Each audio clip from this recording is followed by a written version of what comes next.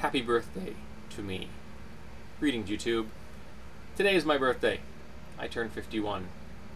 And I've been alive for 18,627 days. That's a lot of days. That's kind of amazing. Oddly, whenever I think of anything over 10,000 days, I think of the Vietnam War, because it was called the 10,000 Day War. So in my head, if something lasts longer than that, that's a really long time. And I've lasted longer than 10,000 days. Considerably longer than 10,000 days. 18,627 days. And the nice thing is that at 51, the days are a lot clearer than they were when I was a lot younger and that count was a lot lower. I spent a lot of my life lost in PTSD, anxiety, and depression. And I'm not saying this to be a downer or to elicit unwanted sympathy or undeserved sympathy. I'm saying it because it's a fact. I've got a beard, I'm bald, I'm a white dude. These are all facts. And the fact that I suffer from anxiety and depression are also facts. I'm diabetic too. Let's throw that one in there. These are just what they are. I got brown eyes too. But today, there's less static in my head. There's more room in there now.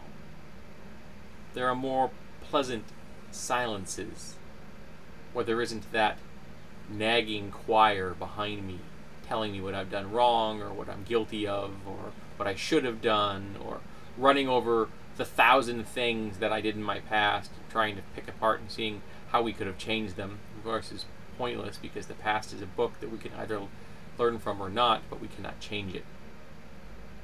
Also, we would run through scenarios of the future. I would spend a lot of time wrapped up in predicting the future. And as I've mentioned before, my ability to predict the future has been remarkably poor. In fact, of all the scenarios I ran through my head for predicting the future, exactly 0 came true. So I guess I'd be a really bad Batman.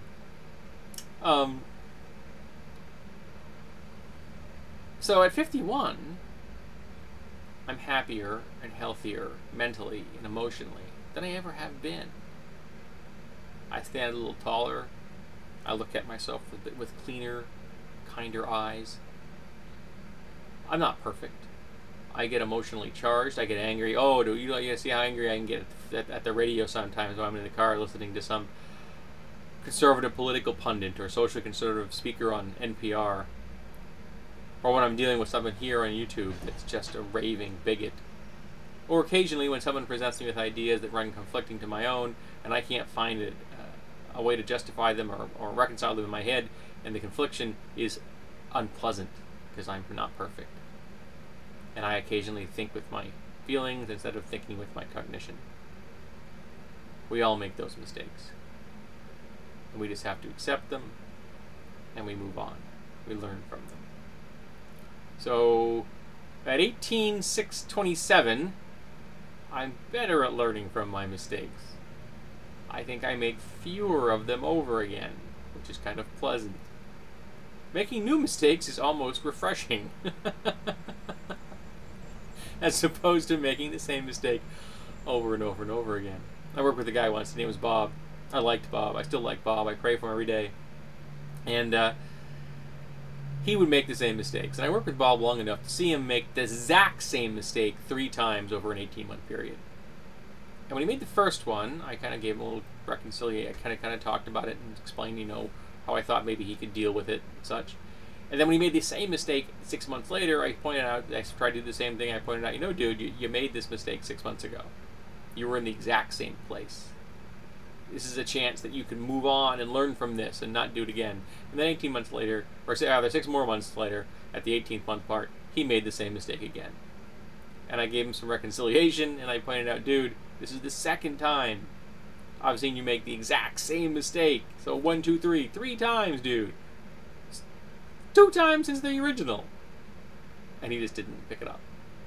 Which might explain why Bob had done some time in prison, because he wasn't good at learning from his own mistakes.